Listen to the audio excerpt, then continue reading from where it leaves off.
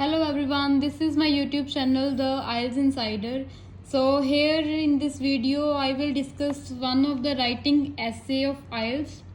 So इस video में आप देखोगे कि कैसे हमने पॉइंट्स बनाने होते हैं, कैसे क्वेश्चन को समझना है एंड सही ऐसे का स्ट्रक्चर कैसे हमने लिखना है.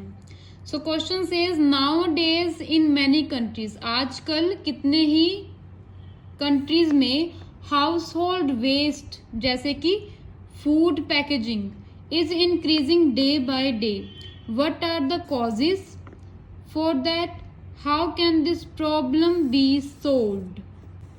सो इस स्टेटमेंट में क्लियरली लिखा है, कहते हैं जो घरों का कूड़ा कचरा है, वेस्ट मटेरियल जो है आजकल हर एक शहरों में, ज्यादातर हर एक शहरों में क्या हो रहा है, बहुत ज्यादा दिन पर दिन बढ़ रहा है. जैसे कि फूड पैकेजिंग को उन्होंने स्पेशली बोला है. क्वेश्चन क्या किया उन्होंने, व्हाट आर द कॉजेज. पहले तो उन्होंने कारण पूछे कि ऐसे क्यों हो रहा है कि जो कूड़ा कचरा है वो बढ़ रहा है. सेकंड उन्होंने पूछा how this problem can be solved. So solution पूछे हैं, कैसे हम कहते हैं इसको सॉल्व करें, हल क्या करें इस प्रॉब्लम का. सो पहले हमने हमेशा क्या देखना है जी, topic. So topic is household waste. This is the topic.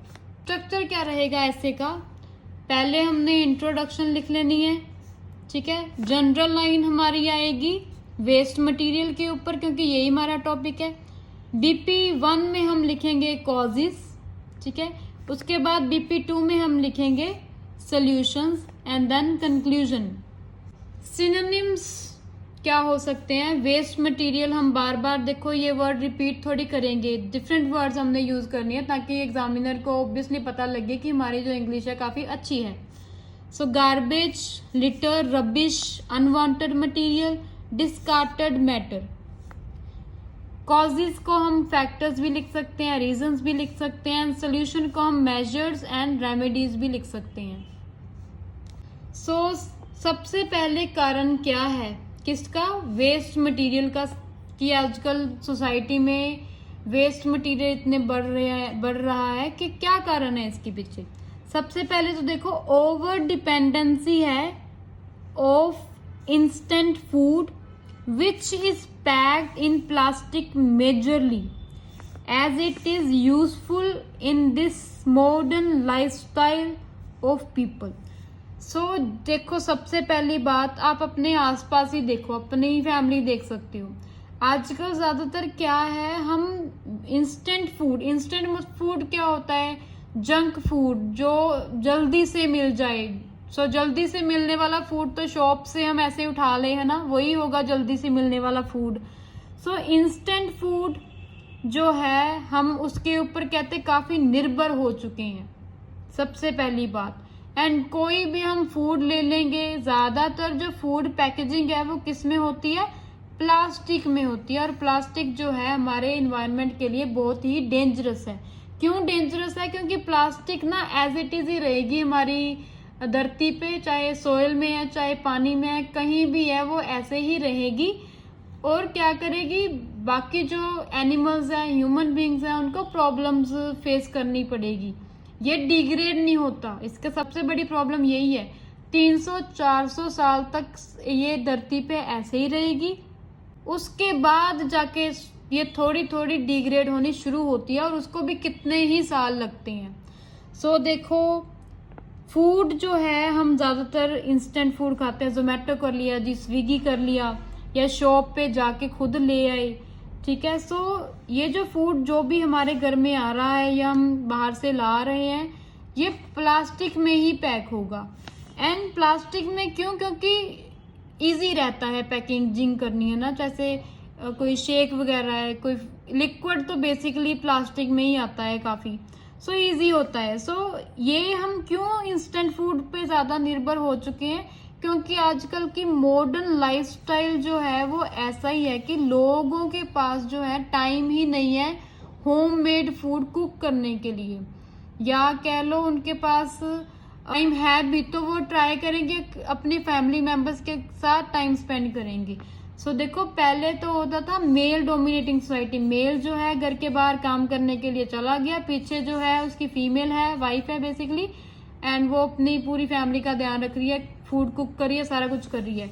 आजकल है जी डुअल इनकम फैमिलीज, मतलब मेल फीमेल दोनों ही घर के बाहर जा रहे हैं अपने काम पे, पीछे कोई रहता नहीं है इतना उनकी फूड वगैरह बनाने के लिए। सो उनके पास टाइम नहीं है for preparing home made food, जिसके कारण वो जोमेटो से फूड मंगवा लेते हैं, या मतलब ऐसे भी नहीं बोल रही मैं कि वो घर का खाना ही नहीं खाते, इतने भी चलो कोई मॉडर्न नहीं है, बट पहले से अगर अपने पेरेंट्स के साथ हम नेक्स्ट जनरेशन का कंपेयर करें तो काफी ज्यादा फर्क है जी।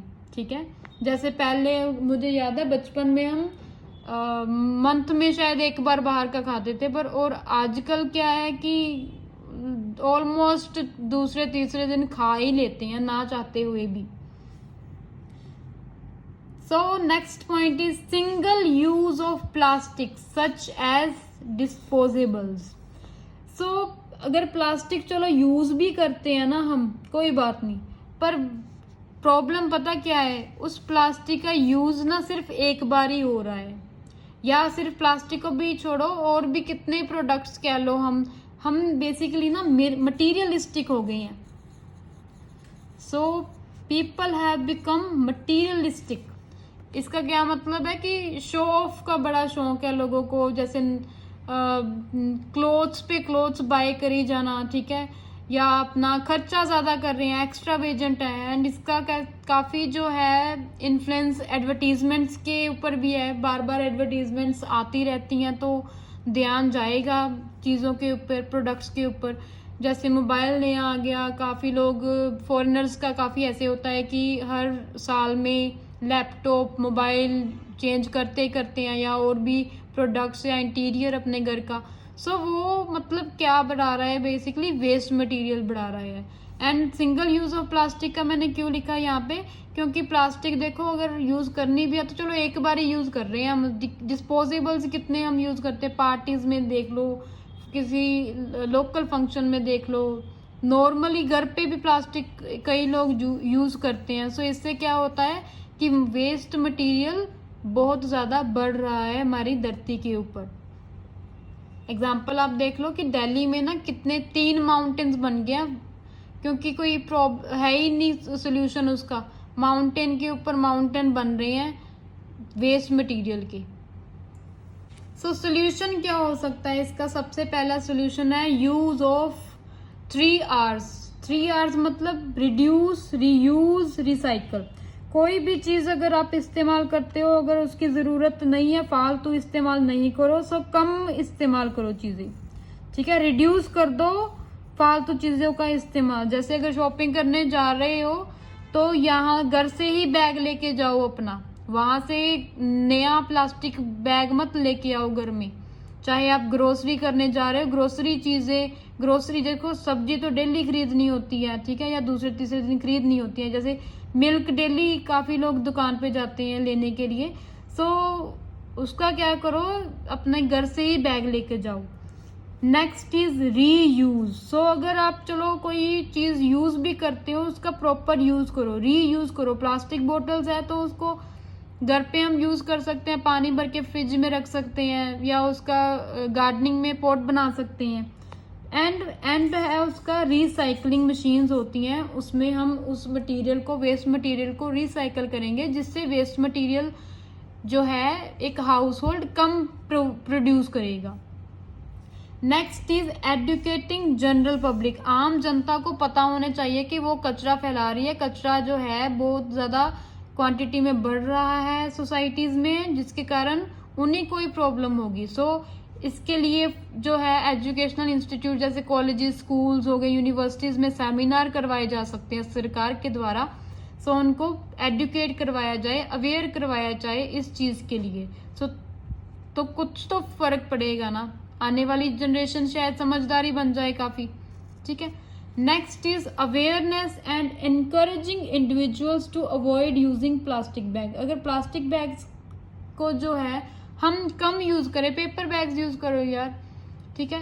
तो अगर इनको लोगों को अवेयर भी करवाए, उनको इनकरेज करें, तो इससे जो है प्लास्टिक जो मटेरियल है, प्लास्टिक बैग्स जो है, बेसिकली प्लास्टिक अगर यूज ही कम होगी तो ऑब्वियसली उसकी production as a waste material भी कम होगा। जैसे कि एग्जांपल है H&M जो ब्रांड है ना, इसने काफ़ी टाइम पहले शुरू किया था कि ये स्पेशल डिस्काउंट कूपन देंगे उस अपने कस्टमर को जो घर से ही बैग लेकर आएगा। ऐसे और भी कितनी कंपनीज हैं जिन्होंने ऐसे इनिशिएटिव्स लिए हैं। जैसे कि Amazon ने भी क्या किया था, उनकी जितनी भी पैकेजिंग होती है वे उसमें होती थी प्लास्टिक बैग्स में, बट 2017 से इन्होंने प्लास्टिक यूज करने की बजाय अपनी कम कर दी, प्लास्टिक पेपर यूज कर रहे हैं। ठीक है, इससे इनको एनुअली $313 का जो है $1 मिलियन का प्रॉफिट हुआ था। ठीक है, सो ये ऐसे कितने ही इनिशिएटिव्स लिए जा सकते हैं हमें वेस्ट मटेरियल कम करने के लिए। This was IELTS writing essay. The topic was household waste. If you like my video, please share and subscribe my YouTube channel, The IELTS Insider. Take care and bye bye.